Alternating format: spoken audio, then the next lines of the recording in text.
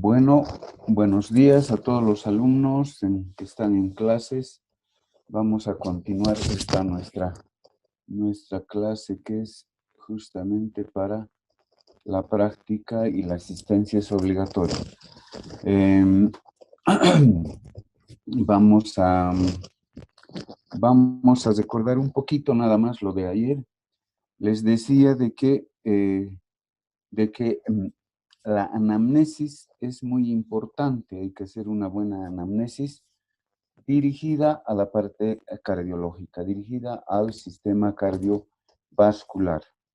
Por lo tanto, nosotros tenemos que saber perfectamente cuáles son los síntomas principales o síntomas cardinales, que llamamos así, a los síntomas que presenta un paciente cardíaco, pero no son totalmente exclusivos de la parte cardiológica, como habíamos mencionado.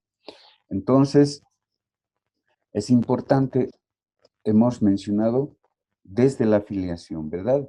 La filiación, los antecedentes personales no patológicos, los antecedentes personales patológicos, los antecedentes quirúrgicos, los antecedentes familiares y hereditarios que estén relacionados con la parte cardiológica. No estamos tocando de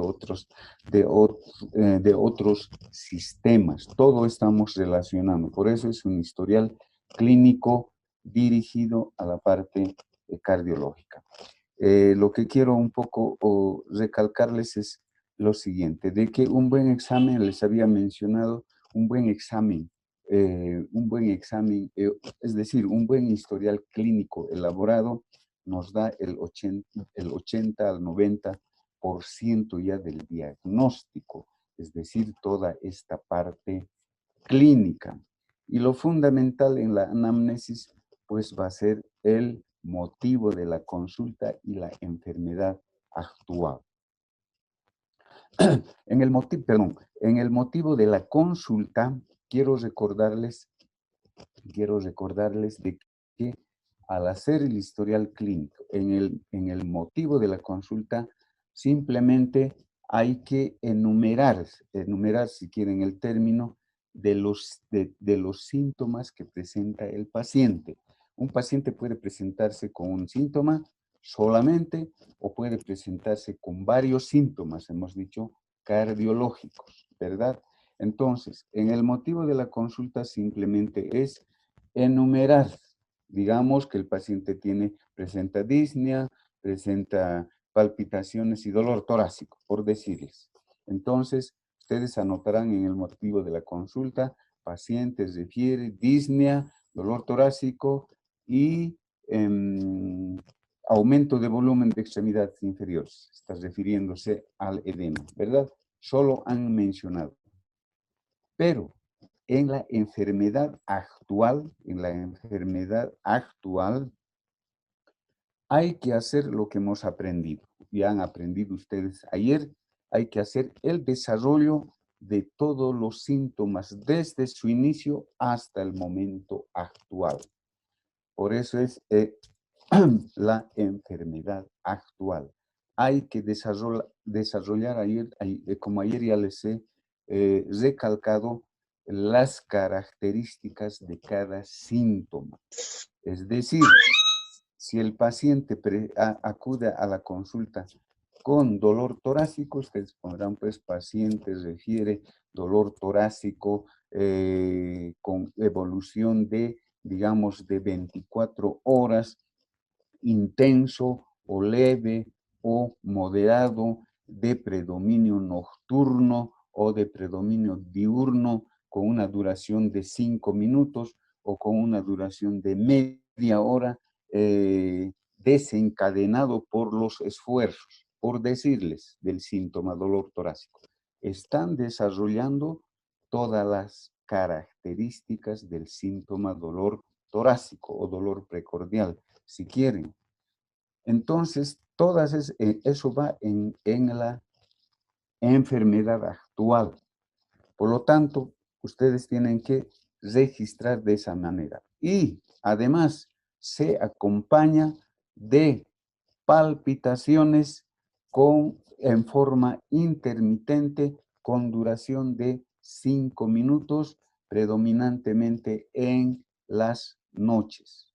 Entonces, están desarrollando los síntomas, sus características. No se queden solamente con un síntoma, tienen que desarrollar de todos los síntomas que presenta el paciente. Por otro lado, los pacientes, quiero recalcarles antes de entrar al examen físico del paciente, quiero recalcarles que muchos pacientes les avisan cosas sin importancia, sin interés. No les avisa el síntoma, no nos avisa el síntoma principal por el cual está viniendo. Nos dice, tengo dolor de mis pies, dolor de mis huesos, tengo, hasta pueden decir dolor de mis dientes, por decir, pero no les está diciendo que ese paciente, por ejemplo, tiene el síntoma principal, dolor torácico, por decirles. Entonces, uno, el médico, o el estudiante, o el residente, tiene que insistir en los síntomas. Por eso es que tienen que saber de memoria todos los síntomas principales. Ustedes le dirán, pues, no tienes dolor en el pecho, no te duele tu dolor, ¿cómo es ese dolor? O no tienes dolor. El paciente dirá, no, no me duele. Y insistir en otro síntoma. Es decir, por ejemplo, no tienes desmayos, nos estamos refiriendo a las lipotimias o a los síncopes que puede tener el paciente. Nos ha hablado de todo el paciente, pero menos del síntoma principal que tiene en ese momento o que ha tenido. Entonces, nosotros tenemos que ir preguntándole en base a los síntomas que conocemos. No te desmayas, no te da vueltas tu cabeza, no has perdido el conocimiento. O sea, nosotros tenemos que sacarle palabras, sacarle los síntomas al paciente. Nos dirá, si no ha tenido esas cosas, nos dirá no. Ah, bueno, entonces, y no te hinchas, hay que seguir insistiendo en los síntomas, hay que decirle, y no te hinchas, estamos refiriéndonos a los edemas. Ah, sí, doctor, sí, sí, sí, también me hincho. ¿Desde cuándo te hinchas? ¿Todo el tiempo o en qué momento? ¿En la tarde, en la noche? ¿O todo el tiempo está hinchado tu cuerpo, tus pies o tu cara? ¿Cuál? Entonces nosotros tenemos que irle preguntando, porque el paciente muchas veces no nos dice todos los síntomas que tiene. Y hay que irle preguntando, entonces no te pones morado, por decirle, como hemos aprendido ayer, en sus términos comunes. Y en el historial clínico pondremos, pues, paciente que refiere, es decir, disnea a medianos esfuerzos, predominantemente de predominio vespertino, etcétera, etcétera. Entonces, ese es el desarrollo de todos los síntomas. Entonces, hay un poco de diferencia en el motivo de la consulta y en la enfermedad actual.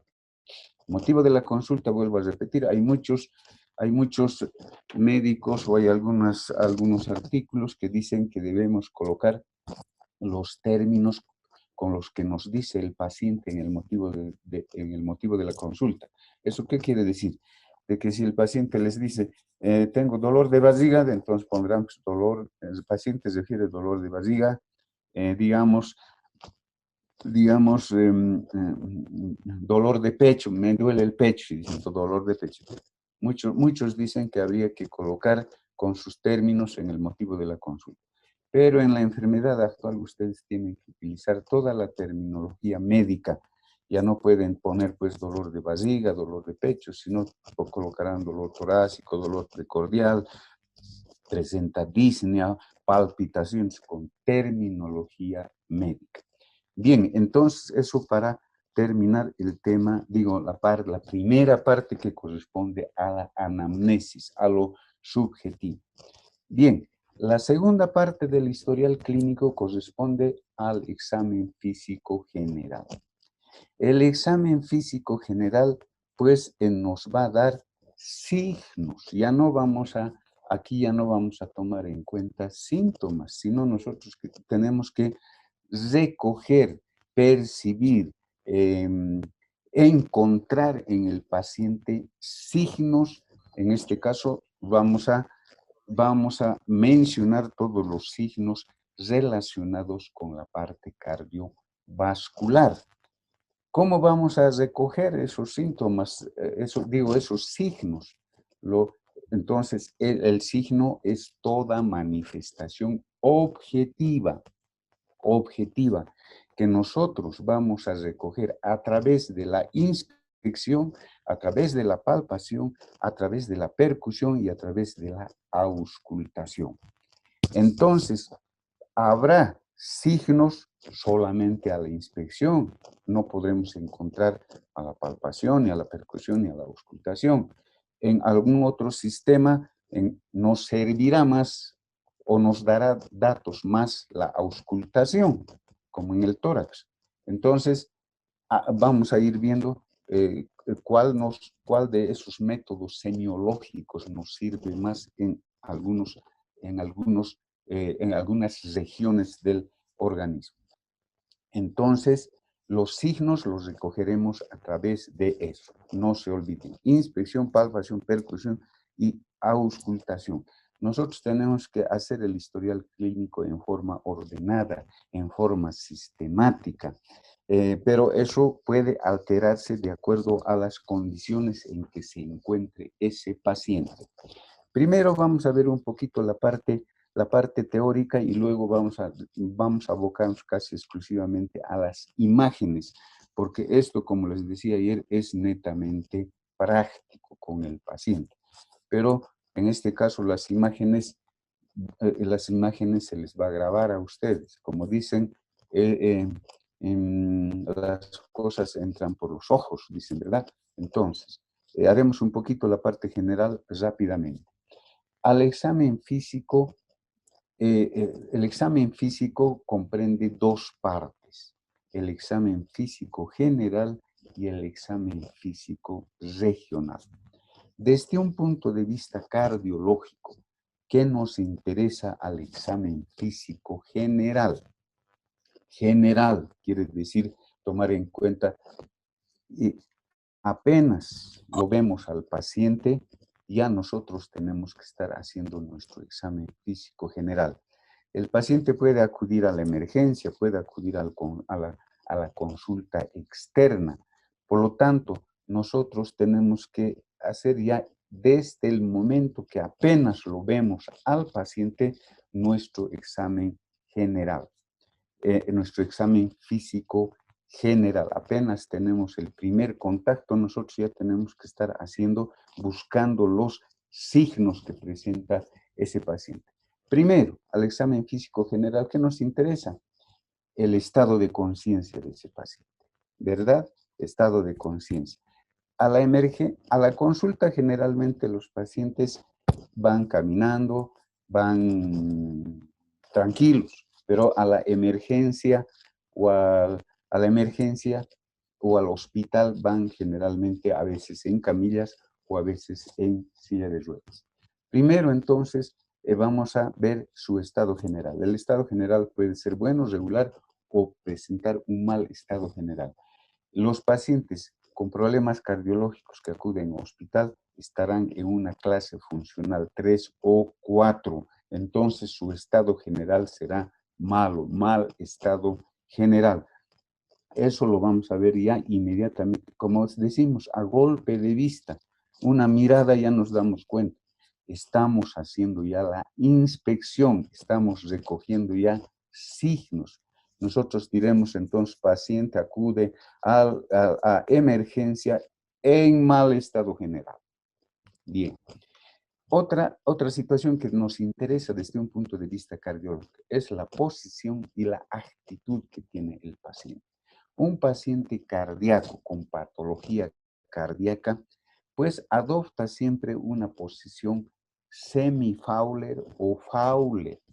Y hay otras posiciones también, como por ejemplo lo vamos a ver, de la plegaria maometana, que ustedes conocen semiológicamente, o puede adoptar una actitud, una posición antiálgica. Entonces, la posición y la actitud es importante. Ustedes apenas entran a las salas donde están internados, están haciendo prácticas ahora en alguna parte. en alguna parte presencial por grupos pequeños. Ustedes apenas entren a la sala y van a ver, tienen que inmediatamente a la inspección ver cómo está ese paciente, en qué posición está, en qué actitud está ese paciente. Puede estar en una posición antiálgica. Antiálgica significa una posición que trate de calmar el dolor álgico. Muchos de los alumnos no saben qué es álgico, por ejemplo, significa dolor. A ver, un ejemplo común, vamos a ver, el paciente que tiene dolor de muelas, por ejemplo, o los niños que tienen dolor de muelas, prácticamente su mano lo colocan a donde le está doliendo el diente, ¿verdad? Es una posición antiálgica esa. Igual el paciente que presenta un dolor torácico, que lo vamos a ver después. Entonces, generalmente el paciente en las salas de internación o cuando viene a la emergencia va a venir en silla de ruedas, por ejemplo. Entonces, hay que inmediatamente darnos cuenta de la posición y de la actitud de ese paciente. Generalmente los pacientes, ayer ya les decía, no toleran el decúbito dorsal, ¿verdad? Siempre van a adoptar esa posición semisentada o sentada.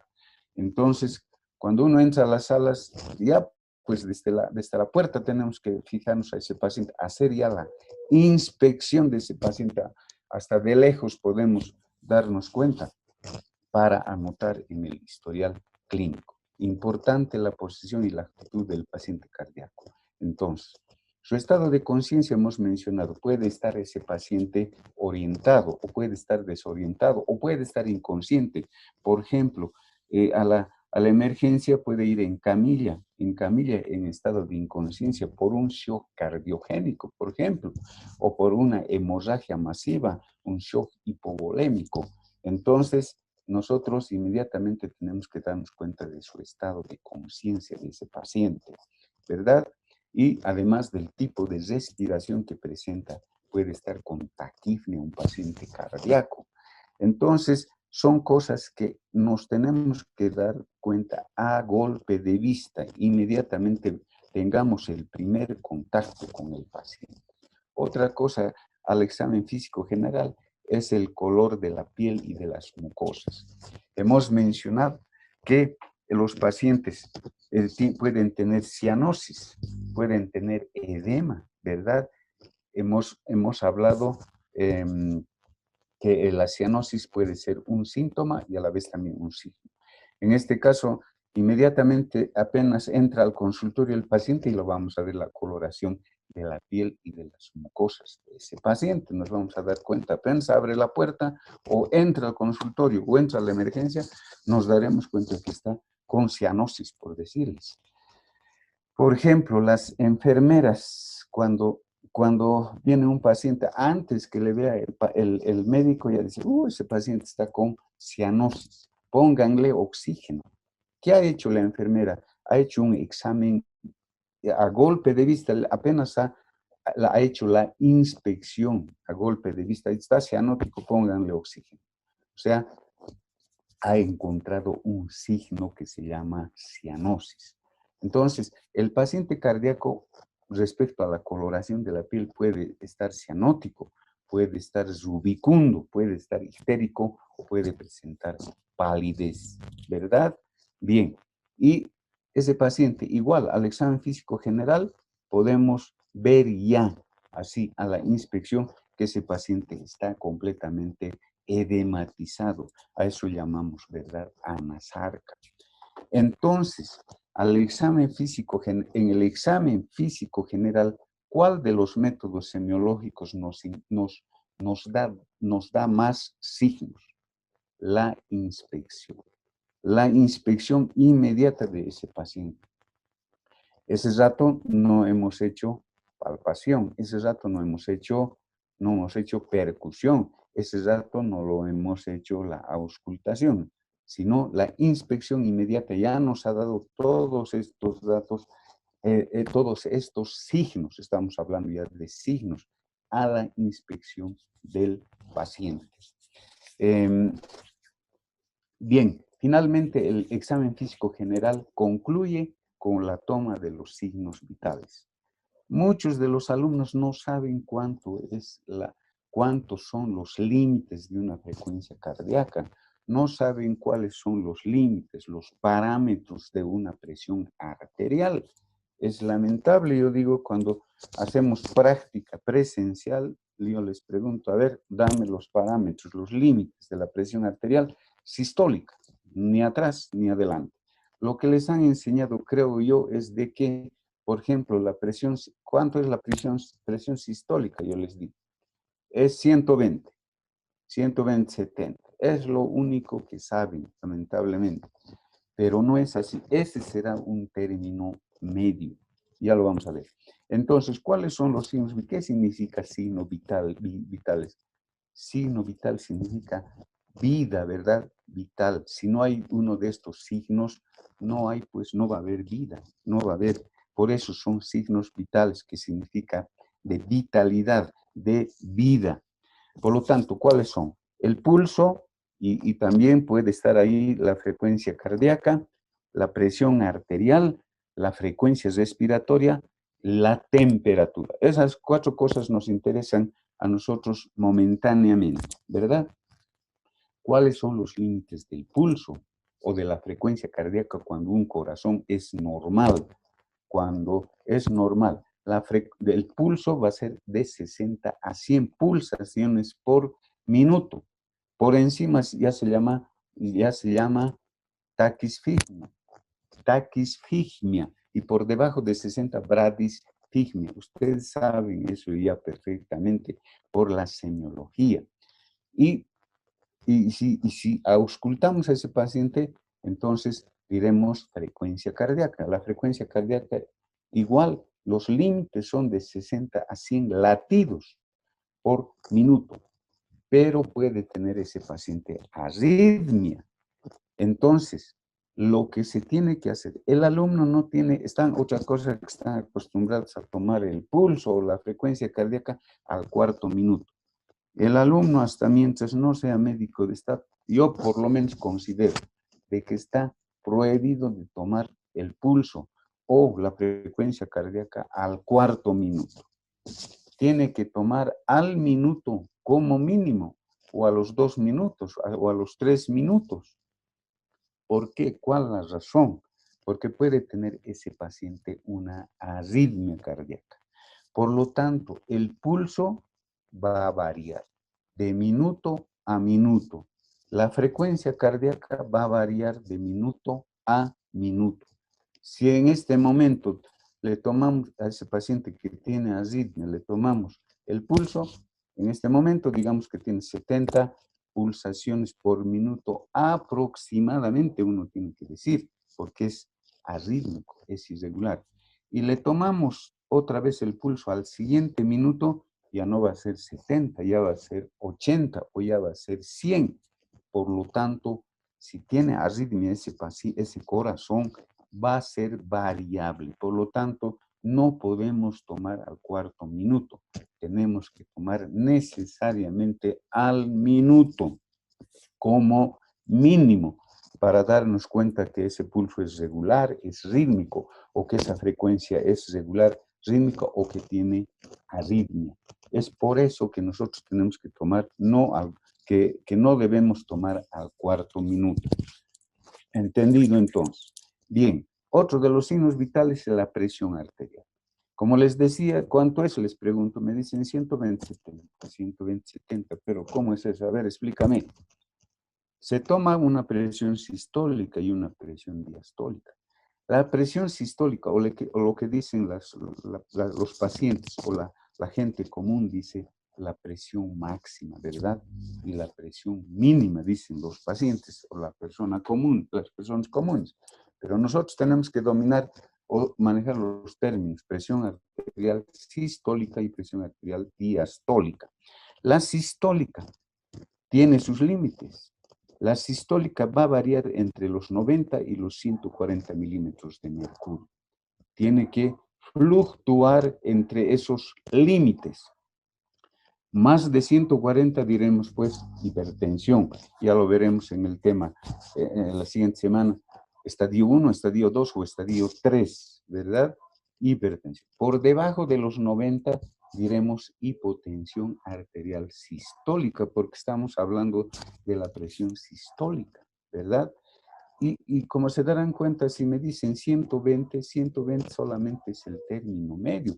Ese paciente puede tener 95 de sistólica, puede tener 100 de sistólica, puede tener 130 de sistólica. Está dentro de los límites, está dentro de los parámetros. Por lo tanto, esa presión está normal. Pero si va de 140 para arriba, ya es hipertensión. Si baja de menos de 90, diremos hipotensión sistólica. Lo mismo sucede con la presión arterial diastólica. Tiene sus límites, tiene sus parámetros. Entonces, varía entre los 60 a los 90 milímetros de mercurio. Puede ser que tenga 65, 70, 75, 80, 85. Eso está dentro de lo normal. Por lo tanto, no podemos decir, pues, la presión arterial 120, 70. Es solamente un término medio. Entonces, por encima de los 90 milímetros de mercurio, diremos hipertensión arterial diastólica. Y por debajo de los 60 diremos, pues, hipotensión arterial diastólica. Puede ser que haya tanto hipertensión sistólica como diastólica, es decir, las dos presiones están por encima de sus límites.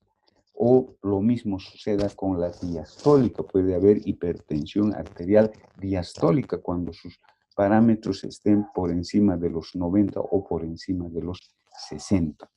Por lo tanto, uno tiene que tener en mente, en la cabeza, estos valores normales de la presión arterial, del pulso o de la frecuencia cardíaca. Porque si no saben estos límites, siempre el vecino o el pariente dice, a ver, tomámelo la presión, vos que estás ya por salir médico, y si no saben los límites, ¿qué le van a decir? Por ahí está con una hipertensión estadio 3, que es grave la cosa, y no saben los límites, ¿qué le van a decir a ese paciente? Ustedes tienen que saber los límites. Eso es lo importante de la presión arterial y de los signos vitales. Bien, pasando al otro signo vital, que es la frecuencia respiratoria, lo normal es de 60 a 20 respiraciones por minuto. Por encima de los 20, ustedes saben que ya está aquí, digo, ¿cómo se llama? Se me ha ido, miren, se me ha ido. Pero es el incremento de la frecuencia respiratoria y la disminución de la frecuencia respiratoria. Si ese paciente no respira, viene a la emergencia en camilla. Por decir, si no está respirando, dirán pues, ese paciente está en apnea. Apnea quiere decir que no está respirando el paciente, ¿verdad? Y la temperatura varía pues normalmente entre 36 a 37 grados centígrados. Entonces un paciente cardíaco también puede estar con fiebre, por decirles, por una endocarditis bacteriana. Puede ser que tenga una endocarditis bacteriana y diremos pues que está con fiebre ese paciente. Por lo tanto, los signos vitales son fundamentales tomar en un paciente cardíaco. Ya les decía, el historial clínico se lo tiene que hacer sistemáticamente, pero imagínense que estén trabajando en emergencia. Eso puede variar. Lo primero que tienen que hacer en ese caso, si no hay familiar, si está inconsciente, ese paciente está en shock cardiogénico o por un infarto, por decirles, ustedes inmediatamente tendrán que ir a controlar los signos vitales sin hacer anamnesis. No hay que perder el tiempo. Un poco puede variar ese orden, esa sistematización que les estoy indicando. Bien, entonces ahí termina el examen físico general que hacemos rápidamente al paciente. Y luego vamos a entrar justamente al examen físico regional. Bien, hemos mencionado la actitud y la posición de un paciente cardíaco. Fíjense, este paciente está en una posición semi-Fowler, casi Fowler. Es un paciente cardíaco. Está en una posición semi-sentada o casi sentada. Porque ya les decía, cuando entren a las salas de internación, ustedes van a ver que los pacientes cardíacos van a estar en esa posición o van a estar sentados, incluso con oxígeno. Estamos viendo, ustedes anotarán en el historial clínico, paciente en posición semi-Fowler o finalmente en posición ortopneica. Ortopneica significa que está completamente sentado. Entonces ese paciente no tolera el decúbito dorsal porque hay congestión, hemos dicho ayer, congestión pulmonar, lo que le dificulta la respiración. Entonces la actitud inmediatamente a la inspección, ¿verdad? Ya les decía, esta posición es de la plegaria mahometana. Un paciente con derrame pericárdico, o mejor dicho, con una pericarditis aguda. Una pericarditis aguda produce un dolor intenso que se exacerba con los movimientos incluso del paciente. Y adoptando esta posición de la plegaria o de la oración del mahometano, hacen de que un poco atenúen ese dolor, un poco les calma cuando adoptan esa posición. Fíjense, los mahometanos cuando hacen sus oraciones en el Tíbet, en esos lugares, adoptan esa posición para hacer sus oraciones, ¿verdad? Eso se ve en películas, en todo. Pero cuando un paciente está con una pericarditis aguda, el dolor es intenso y que les obliga a tomar esa posición de la plegaria del mahometano. Entonces, la actitud, la posición de los pacientes es importante. Aquí está la toma correcta de la presión arterial. Otra cosa que lamentablemente los alumnos no saben hasta estas alturas tomar la presión arterial. Toman como sea. En la práctica yo les hago tomar de canto a los alumnos que tomen la presión arterial y les miro cómo toman. Entonces, aquí se van a dar cuenta que hay que tomar la presión arterial en forma correcta. ¿Cómo se toma la técnica de la toma de la presión arterial? Nosotros tenemos que saber tomar correctamente la presión arterial. Generalmente se toma a los pacientes en posición sentada la presión arterial.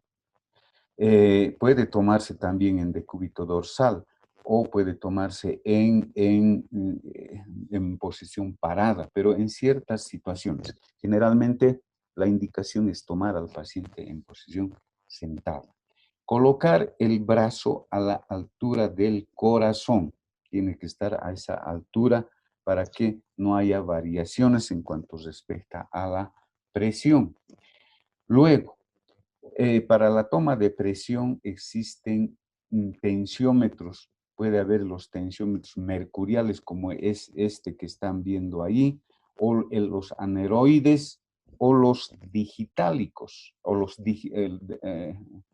digitalmente, los que se utiliza digitalmente. Pero los que tienen mayor exactitud son justamente estos, los mercuriales. Bien, ¿cómo vamos a proceder a tomar la presión arterial? La presión arterial lo podemos tomar en el brazo derecho o en el brazo izquierdo. En este caso está tomando en el brazo derecho. ¿Qué es lo que tenemos que hacer? Colocar el manguito a 2 traveses de dedo por encima de la flexura del codo. A 2 traveses por encima o 2 centímetros por encima de la flexura del codo. El manguito tiene que dar la vuelta, el brazo no tiene que presionar, tiene que estar cabalito para que no pueda haber variaciones. No tiene que estar flojo ni tiene que estar ajustado, eso quiere decir. Bien, entonces el borde inferior que ven acá del manguito del tensiómetro tiene que estar a 2 centímetros por encima o a 2 traveses de dedo por encima de la flexura del codo. Y lo que tenemos que hacer es ubicar la arteria humeral. Los alumnos toman donde sea, lo toman en la parte central, lo toman en la parte del bíceps, en la parte externa. No. La arteria humeral tenemos que localizarla en la cara interna del brazo, la cara interna, justamente en el canal bicipital interno. O sea, acá se encuentra el bíceps, conocen exactamente anatómicamente. El bíceps tiene un borde interno y un borde externo que está al otro lado. Entonces, la arteria humeral hace su recorrido generalmente por el canal, o sea, por el borde interno del bíceps, por el canal bicipital interno. Ahí está buscando ya el pulso humeral, este médico. Está buscando en la parte interna. Entonces, hay que localizar y colocar el fonendoscopio inmediatamente por debajo del borde del manguito del tensiómetro. Lo correcto es no meter el tensiómetro, el fonendoscopio por debajo del manguito del tensiómetro. Hay que colocar inmediatamente por debajo del borde inferior del manguito del tensiómetro, justo en la arteria humeral. Otros lo colocan en la parte central, lo colocan hacia afuera, lo colocan por encima del bíceps. Eso no es lo correcto. Repito, hay que localizar la arteria humeral en el canal bicipital interno, generalmente igual a 2 centímetros por encima de la flexura del codo, en la cara interna del brazo. Y el manguito tiene que estar también por encima a 3 o a 2, algunos dicen a 3 traveses de dedo por encima de la flexura del codo. Por lo tanto, ahí es donde tenemos que tomar la presión arterial. Ustedes saben que se puede tomar la presión arterial por el método auscultatorio y también por el método palpatorio. Auscultatorio utilizando el fonendoscopio y el palpatorio utilizando los dedos en la arteria radial, ¿verdad? Bien, pero esto es lo que más utilizamos. Entonces, esa es la forma correcta de tomar la presión arterial en la emergencia, en el consultorio o en la internación de los pacientes. Eso no se olviden porque hasta la fecha yo, como les digo, muchos alumnos no saben controlar la presión arterial. Esto es la toma de la presión arterial inmediata, ¿verdad? Hay condiciones para tomar la presión arterial. El paciente tiene que estar tranquilo, no haber bebido, fumado cigarrillos, ni tomar algunos líquidos estimulantes como el café, el té, por lo menos una media hora antes. Tampoco podemos tomar a un paciente que estaba en actividad deportiva e inmediatamente tomarle, porque va a variar la presión arterial. Entonces, hay ciertas condiciones, sobre todo que el paciente esté tranquilo, el ambiente esté silencio para poder controlar de buena manera la presión arterial.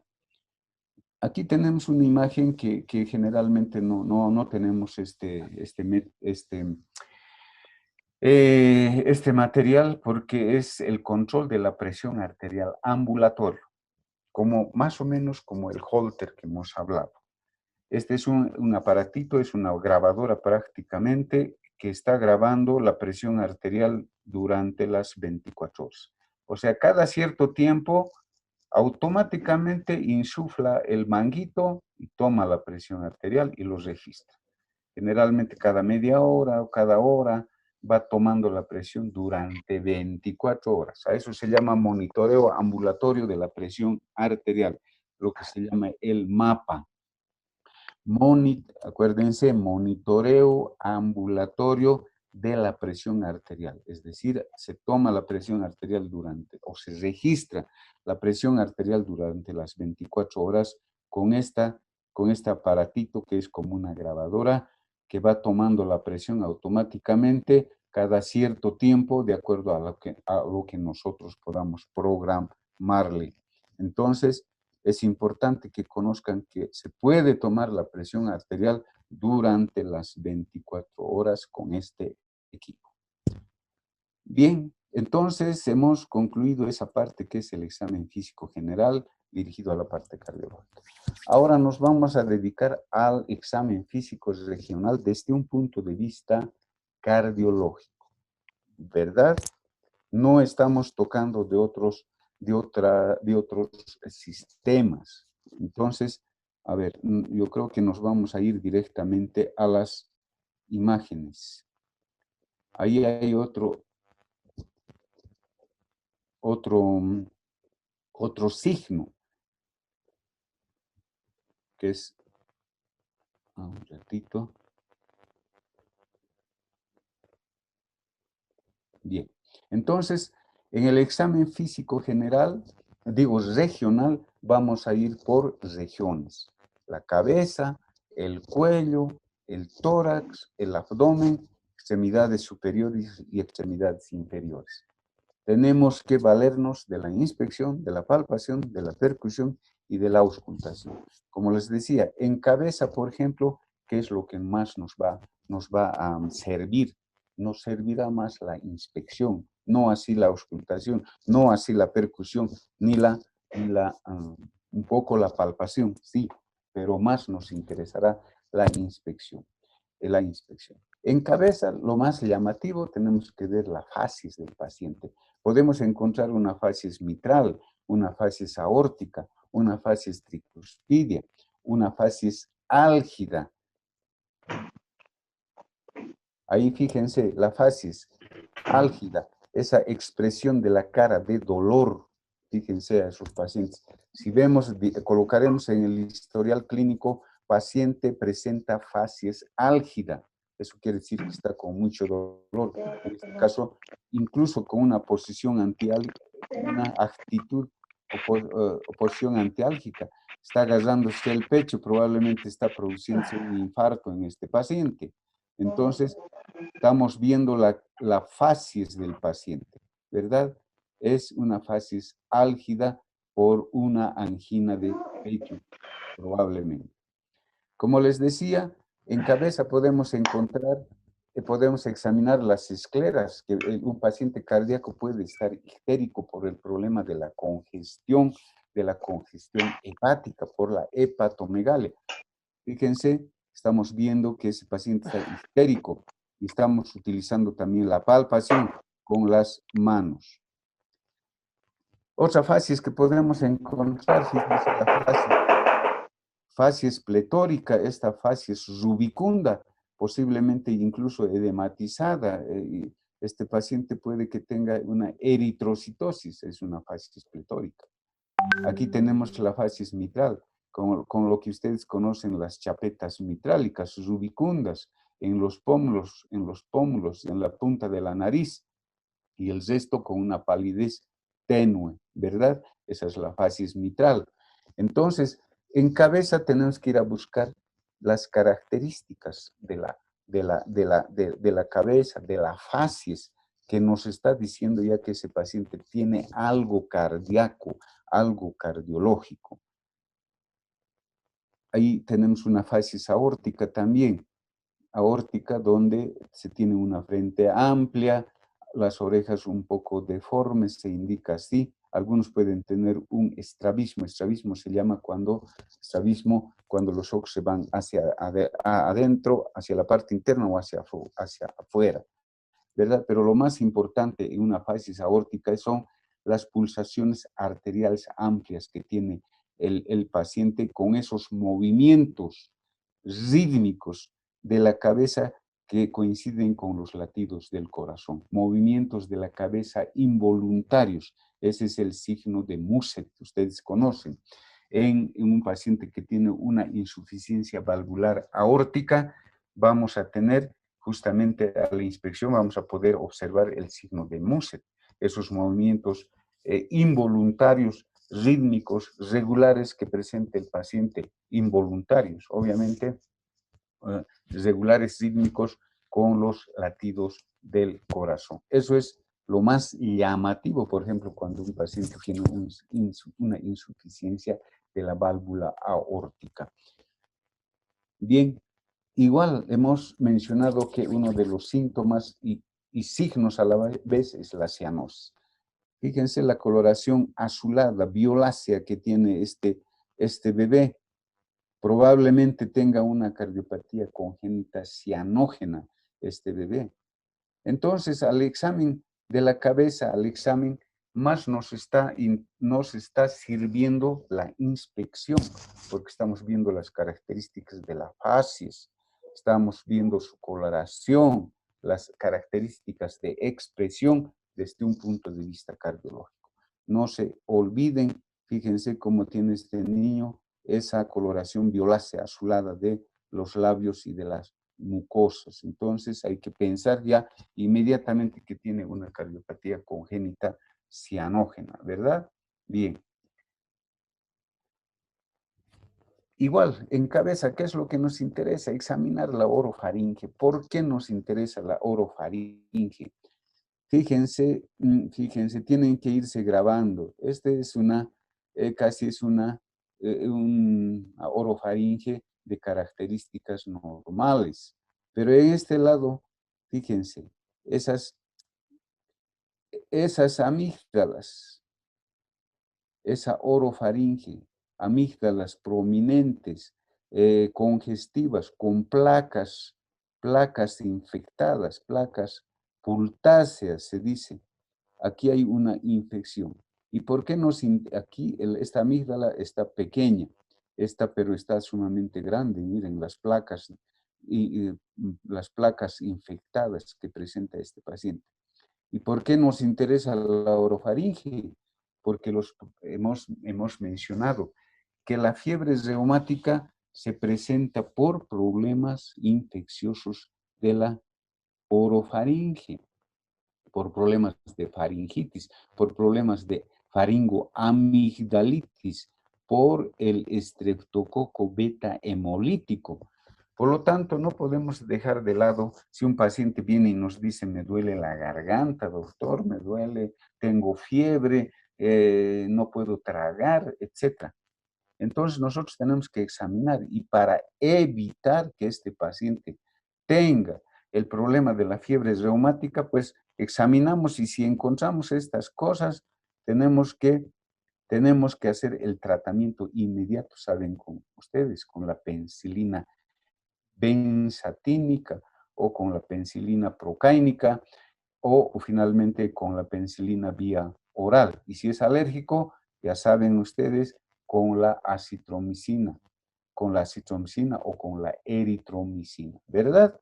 Entonces, importante el examen de la cabeza relacionado, estamos relacionando solamente con la parte cardiológica. Bien.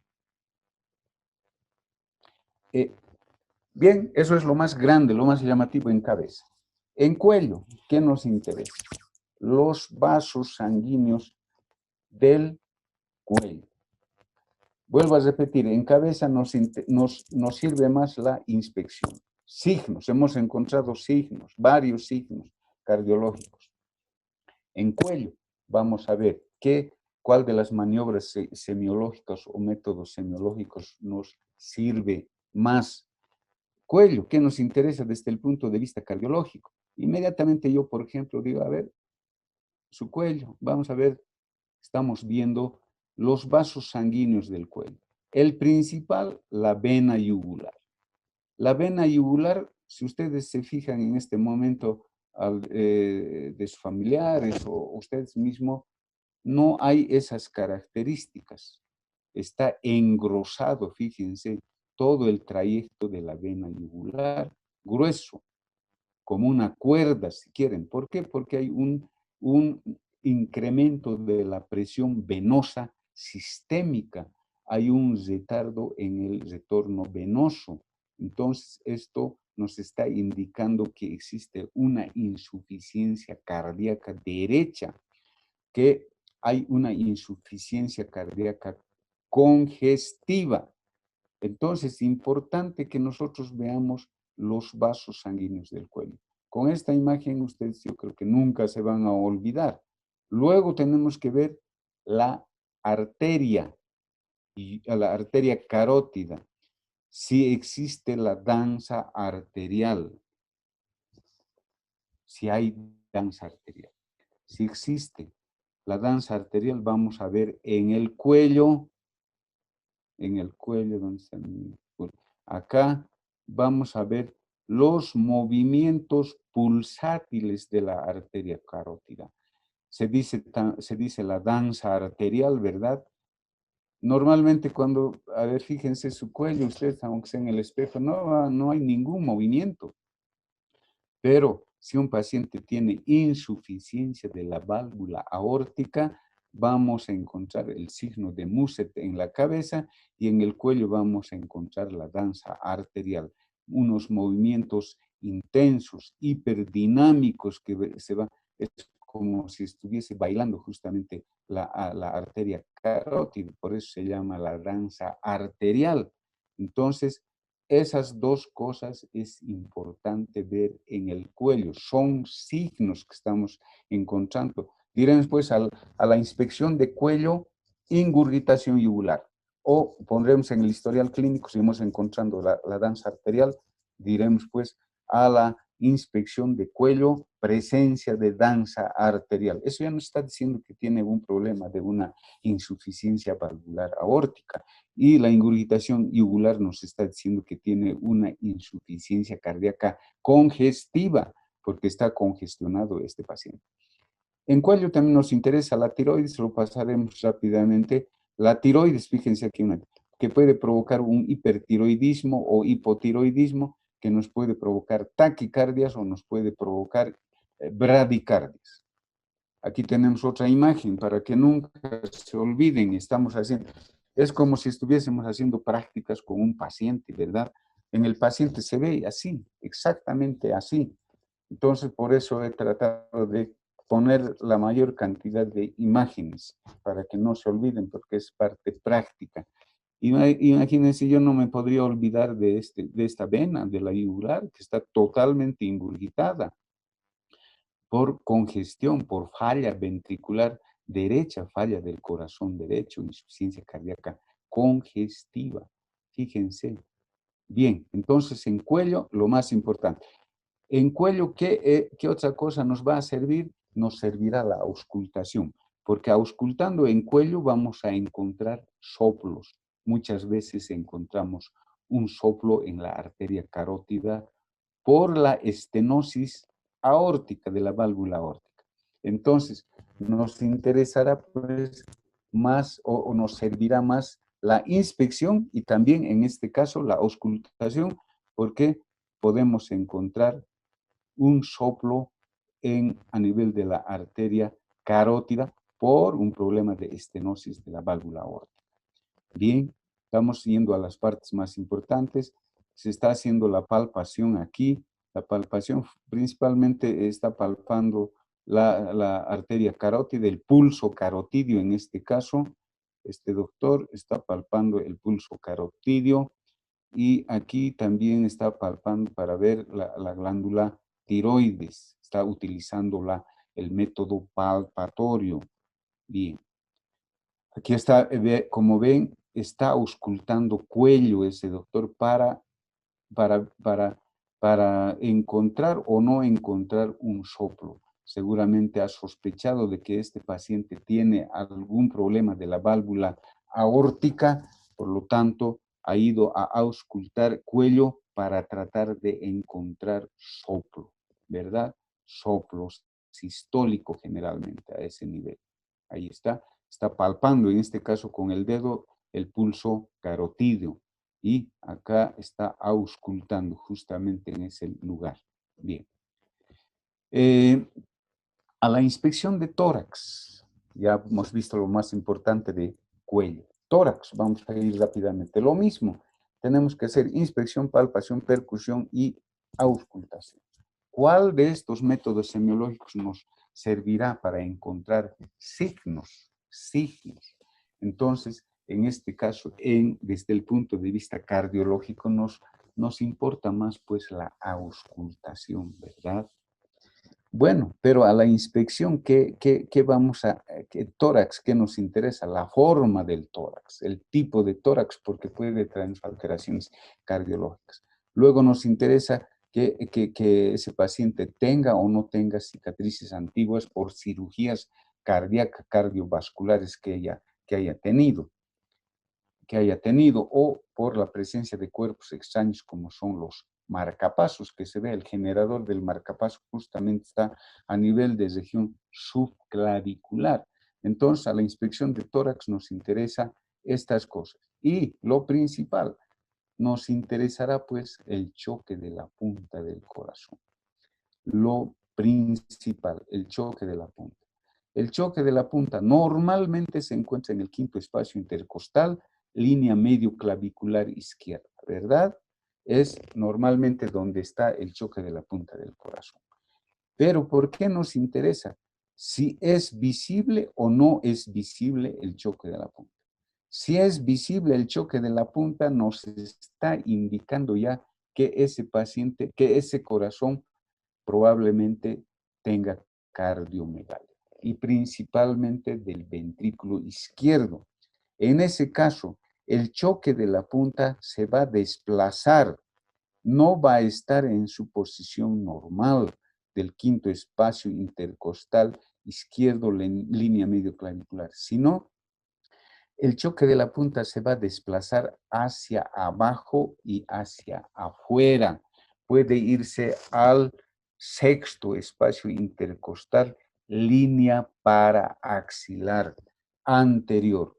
Entonces, si es que lo vemos el choque de la punta fuera de su ubicación normal, no estaremos pensando en una hipertrofia, en una cardiomegalia, principalmente del ventrículo izquierdo. Por eso es que nos interesa el choque de la punta a la inspección, localizarlo, dónde se encuentra el choque de la punta, si es visible o no es visible.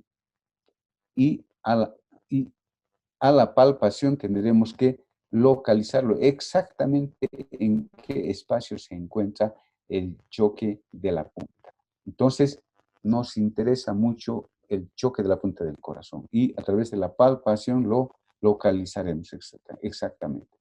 La percusión en tórax prácticamente desde el punto de vista cardiológico estoy diciendo, porque desde el punto de vista neumológico la percusión le sirve mucho a los neumólogos, pero en cardiología no.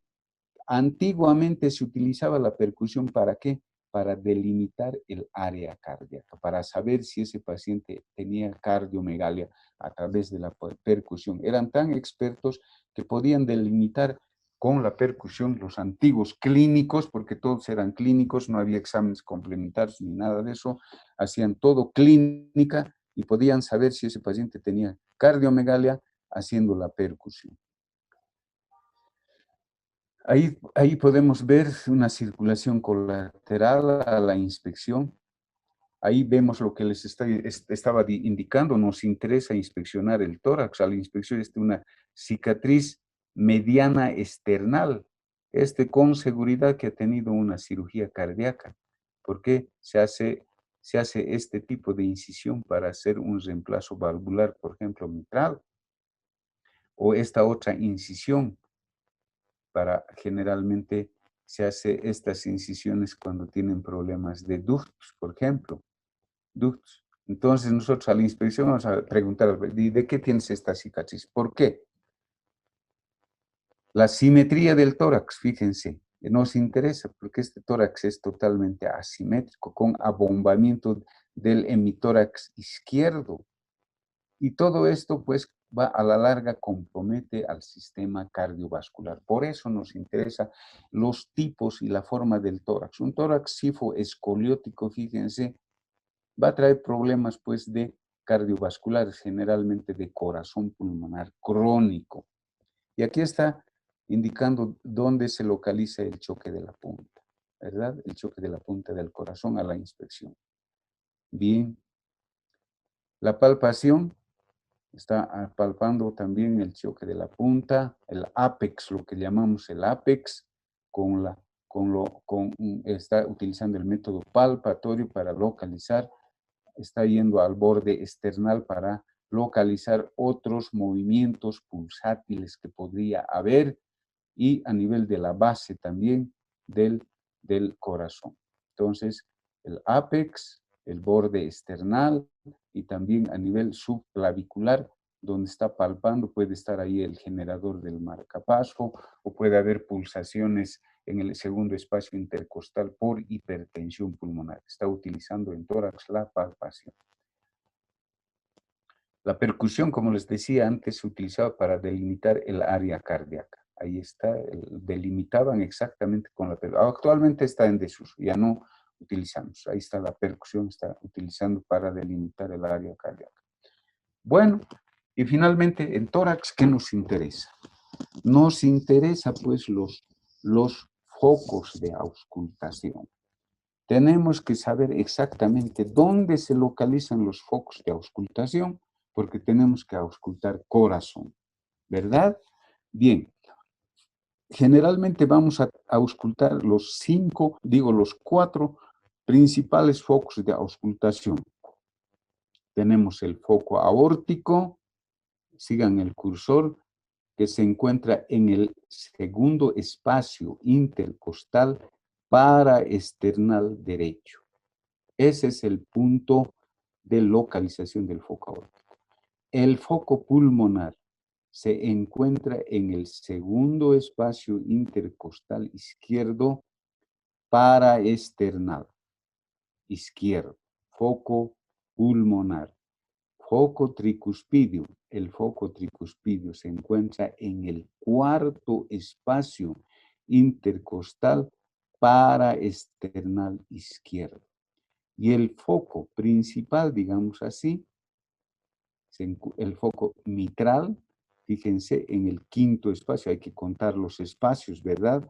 En el quinto espacio intercostal, línea medio clavicular. La clavícula, línea medio clavicular, quinto espacio intercostal izquierdo. Y el foco accesorio se encontrará en el tercer espacio intercostal izquierdo paraesternal. Ese es el foco accesorio de lo que conocen de ERP. Ahí se localiza, justamente ahí. Entonces nosotros tenemos que saber exactamente dónde están estos focos de auscultación. ¿Para qué? Para saber si hay alguna alteración a la auscultación, si encontramos algún signo auscultatorio, ya sea en el foco mitral, ya sea en el foco tricuspidio, ya sea en el foco aórtico o en el foco pulmonar. Los alumnos, cuando se les dice ausculta ese corazón, ponen donde sea el fonendoscopio, donde les da la gana. No es así. Nosotros tenemos que ir a esos focos, a esos lugares exactos de auscultación. Por lo tanto, además, ¿ya has auscultado? Sí. A ver, dime, ¿qué has encontrado en el foco pulmonar?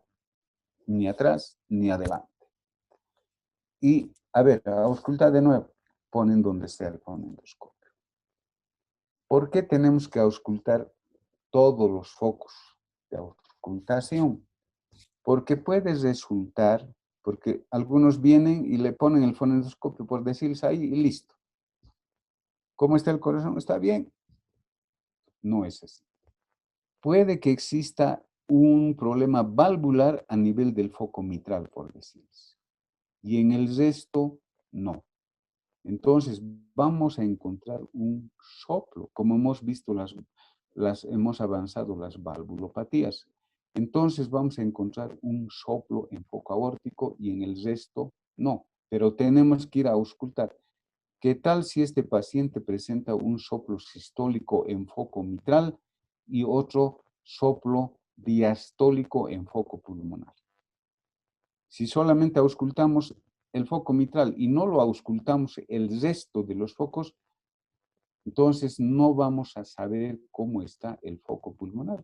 Y quien dice que tiene un problema valvular pulmonar también al mismo tiempo.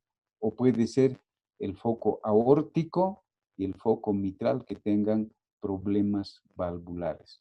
Vamos a encontrar un soplo en foco aórtico y también vamos a encontrar un Para soplo colección. ¿Otros Mario Bros no tienes? No, ese tengo. Había, la anterior semana había Para colección son, ¿no? Ya, gracias. Ya, gracias. Está aquí, este de aquí, está aquí. A la mierda, el doctor. Bueno, a ver, ¿qué alumno estará ahí interrumpiendo la clase? Después no atienden y no saben porque vamos a dar examen de todas estas cosas. Por lo tanto, tenemos que auscultar, que les decía, todos los focos de auscultación. No podemos auscultar un solo foco, a no ser que le conozcamos ya al paciente. Pero si es un paciente que viene por primera vez, tenemos que auscultar todos los focos de auscultación, necesariamente. Además, no vamos a auscultar un segundo ni 2 segundos, auscultaremos mínimamente 1 minuto, o 2 minutos, o 3 minutos. Ahí está entonces, miren lo que está auscultando: foco aórtico, foco pulmonar, foco tricuspidio y foco mitral. Perfecto. Entonces, ahí hay algunas posiciones que podemos auscultar para que escuchemos mejor los ruidos cardíacos. Ahí también está auscultando en posición de sentado, en posición de cúbito dorsal y en posición lateral para escuchar mejor los ruidos cardíacos. Bien, bueno, esto ya no lo vamos a ver, ¿Qué es lo que vamos a auscultar? Vamos a auscultar nosotros los ruidos cardíacos normales y también los ruidos cardíacos patológicos. Por lo tanto, un paciente puede tener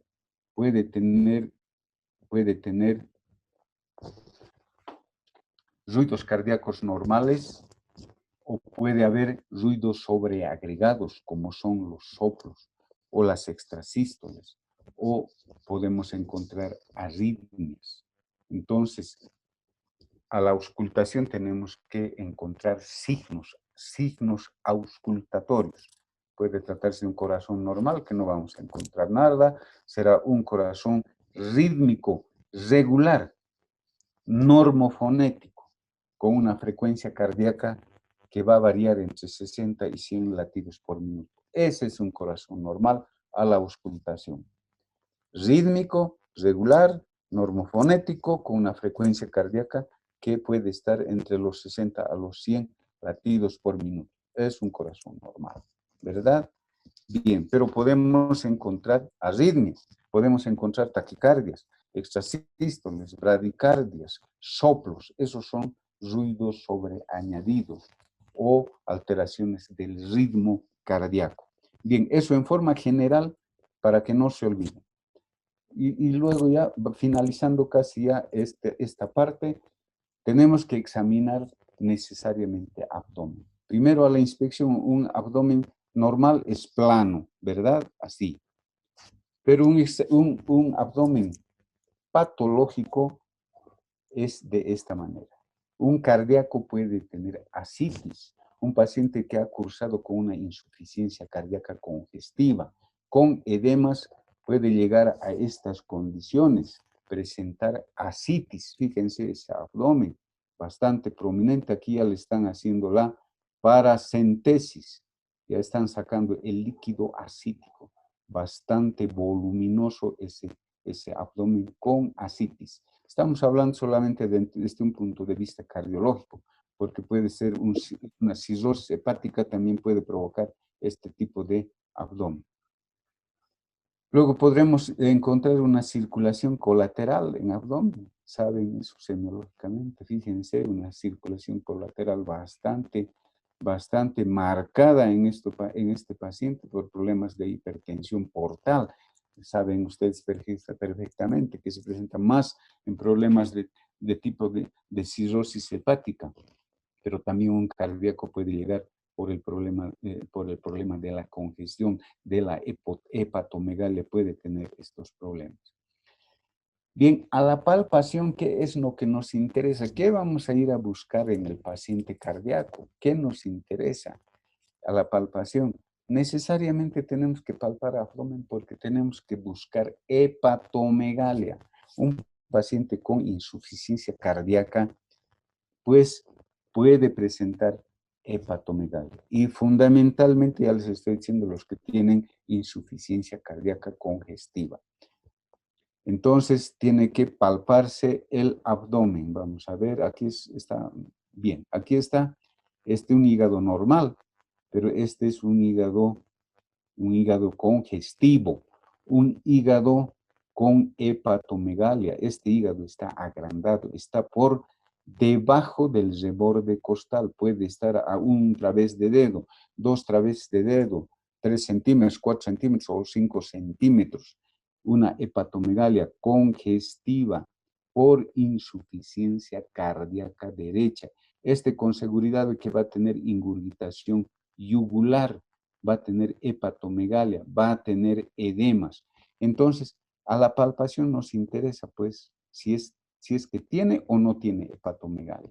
Es el signo más importante que tenemos que buscar en abdomen. Aquí hay una hepatomegalia, pero bueno, este es ya muy visible a la inspección. Esa es la forma de palpar el hígado, para saber si es que hay hepatomegalia. Está palpando la región hepática para saber si tiene o no tiene hepatomegalia este paciente. Con seguridad, si es una insuficiencia cardíaca congestiva, va a tener pues hepatomegalia. El hígado va a estar por debajo del reborde costal. Ese es el signo más importante y la ascitis que puede presentar el paciente. Entonces, ¿cuál es el método semiológico que más nos sirve? Será pues la palpación, ¿verdad? La palpación en este caso, porque a través de la palpación vamos a percibir la hepatomegalia, vamos a percibir la ascitis. La percusión también nos sirve un poco porque vamos a delimitar hasta dónde está la hepatomegalia. Fíjense cómo está delimitando, se va desde arriba hacia abajo. Mate, mate, mate, mate y timpanismo. Ahí será el límite de la hepatomegalia, ¿verdad? Bien. Está haciendo la percusión, ahí va a ir bajando, bajando, mate, mate, mate, mate, mate, mate, mate y digamos timpanismo. Entonces dirá, hasta acá está el hígado, está con una hepatomegalia de 5 centímetros por decir. Entonces ha utilizado la palpación y también la percusión para delimitar hasta dónde se encuentra la hepatomegalia. Y en la ascitis todo será pues mate, mate, mate, mate, todo el abdomen, ¿verdad? Nada de timpanismo, sino mate, mate, mate. Entonces diremos, aquí hay líquido. Bien. Esa es, bueno, la secuencia de la percusión que no nos interesa, son los puntos dolorosos. Bien, estamos ingresando ya a la parte final para terminar el módulo, lo estamos llamando. El examen de extremidades superiores y las inferiores. A la inspección, lo más llamativo que tenemos que buscar justamente es el edema de extremidades superiores. Fíjense, puede haber un edema de una de las extremidades, ya sea izquierda o derecha. ¿Verdad? Ahí está el edema a la inspección. Podemos examinar también a la inspección. Nos está dando este signo que es dedos en palillo de tambor o la acrocianosis, que se llaman dedos hipocráticos, también se denomina. Esto se presenta en pacientes con cardiopatías congénitas, con problemas pulmonares severos hipoxémicos. Y miren lo que les decía, aparte de las características que tiene, tenemos que observar la coloración. Está cianótico, esas uñas, la coloración cianótica, ¿verdad? Cianosis distal, en este caso, cianosis marginal, pacientes que pueden presentar cardiopatía congénita o problema de problemas pulmonares bastante severos. Entonces, tenemos que hacer el examen a la inspección. ¿Qué vamos a ver? Si tiene edema o no tiene edema. Los cambios de la coloración. Podemos ver en ahí que tiene cianosis este paciente. Y aquí abajo, uñas, ¿en qué se llama esto? En vidrio de reloj. Así, convexo. Esto también, uñas en vidrio de reloj, cianóticos, ¿verdad? Entonces, tenemos que examinar las manos, las extremidades superiores. Los miembros inferiores, lo mismo. Tenemos que ver la coloración, hacer la comparación del lado derecho con el izquierdo. Miren esa cianosis, coloración violácea. No podemos dejar a un paciente cardíaco sin examinarle las extremidades, sin examinar el abdomen, sin examinarle las extremidades superiores e inferiores. Puede que tenga estos problemas. Muchos pacientes dicen, ni me ha tomado el pulso, dicen, ¿verdad? Pero nosotros tenemos que hacer todo el examen. Fíjense, esto está comparando la coloración de la piel, la cianosis. Esto no nos interesa mucho. Hay también un problema. Fíjense, esto ya está con una isquemia severa. ¿Por qué? Porque otra cosa que tenemos que hacer, a la palpación tenemos que palpar los pulsos distales, en este caso el pulso pedio. ¿Qué habrá pasado con este paciente? ¿Por qué habrá cambiado esa coloración? Está ya incluso con signos de necrosis, ya está negro este pie. Por lo tanto, en este paciente ha habido una obstrucción arterial. Por lo tanto, esto ya es necrosis, esa coloración negruzca. ¿Y qué tenemos que hacer si un paciente viene y nos dice, por ejemplo, porque esto es una emergencia? Esto ya ha debido pasar varios días. Cuando un paciente nos dice, doctor, mi pie me ha dolido toda la noche y se ha enfriado. Entonces ustedes tienen que, no, debe ser una inflamación, no le pueden dar una receta y mandárselo a su casa. No, tienen que revisar el pie y hacer la palpación de los pulsos. Si no hay pulso, no hay el famoso llenado capilar que tenemos que hacer a la palpación, pues ese pie está necrosándose y eso significa que hay una obstrucción arterial. Por lo tanto, es una emergencia. Este paciente debe ser operado inmediatamente para permeabilizar la obstrucción arterial. Si no, este paciente va a perder el pie y se le va a tener que amputar. Entonces, nosotros tenemos que examinar la coloración a la inspección, a la palpación, los pulsos, y a la palpación, ¿qué vamos a ver? Los edemas. A la inspección tenemos que buscar si tiene o no tiene edema este paciente. Ahí está el Godet. Generalmente el edema de tipo cardiogénico es bilateral. Fíjense, es los dos miembros inferiores como ejemplo. Los dos, no puede ser uno. Aquí el ejemplo es, fíjense, el edema es solo de un miembro inferior. ¿Esto qué estará queriendo decirnos? Que existe un problema de una trombosis venosa profunda. El que hemos visto era obstrucción arterial, ¿verdad? Cuando hay una necrosis. En cambio, en este caso, un edema unilateral nos estará indicando que existe una obstrucción venosa profunda. En ese caso es unilateral. Estamos hablando de un problema vascular, ¿verdad? Obstrucción venosa profunda. Por eso es solo un lado, es unilateral. Pero en este caso, fíjense el edema. es bilateral. Entonces, este puede ser un paciente cardíaco, puede ser un paciente renal o puede ser un paciente con problemas de hipoproteinemia, hemos dicho. Perfecto. Entonces, estamos haciendo el diagnóstico diferencial para que ustedes se ubiquen y digan, esto es una obstrucción, o digo, una trombosis venosa profunda, o es una obstrucción arterial, o es bilateral, es el problema de una insuficiencia cardíaca, o es un problema renal, o es un problema de una hipoproteinemia. Entonces, con estas cosas se les graba a los alumnos, ¿verdad? Bien, aquí, ¿qué otra cosa que tenemos que observar? El sistema vascular venoso. ¿Qué son estas cosas? Son varices, insuficiencia venosa, bilateral. Miren esos trayectos venosos tortuosos. ¿Por qué nos interesa a nosotros los cardiólogos? Porque esto puede ocasionar trombos, obstrucciones, y lo más grave es que puede producir el tromboembolismo pulmonar que hemos avanzado.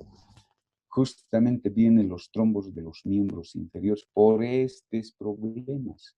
Aquí se forman trombos y por lo tanto los trombos se van a desprender, se van a desplazar hacia los pulmones, provocando un problema de un tromboembolismo pulmonar. Fíjense qué importante es hacer el examen de las extremidades superiores y también de las extremidades inferiores, tanto a la inspección, a la percusión, palpación y auscultación. En este caso de extremidades inferiores, nos está importando más la inspección, nos está dando más datos la inspección, y signos, no datos, signos, y también la palpación. Los pulsos es sumamente importante, palpar los pulsos periféricos, los pulsos distales, como se habrán podido dar cuenta.